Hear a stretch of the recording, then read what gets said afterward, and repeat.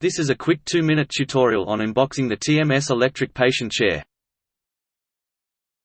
To unbox the chair, you will require a hammer, 17 mm spanner and a long flathead screwdriver. Once you have the chair delivered, in an open area, you will need to first jam the screwdriver between the lid and walls of the box. Once the screwdriver is between the lid and walls of the box, you need to apply pressure downwards to force the roof of the box upwards. Ensure you do this on the area where the wooden box is double padded, as I have done. You can then go around and do the remainder of the box and break all the nails. Watch out for pinch points and use PPE where necessary. You can then begin the process of removing the walls and remainder of the box. Use the same technique as removing the roof.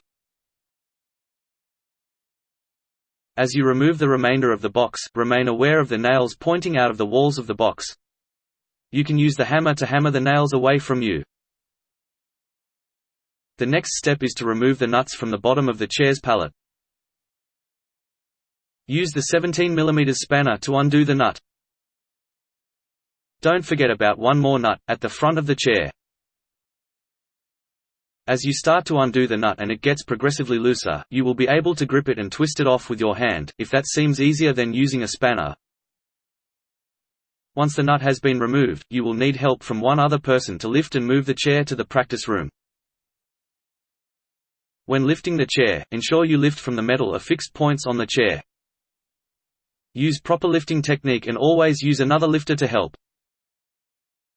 Once you have moved the chair to the practice room, you can install the headrest as easy as this.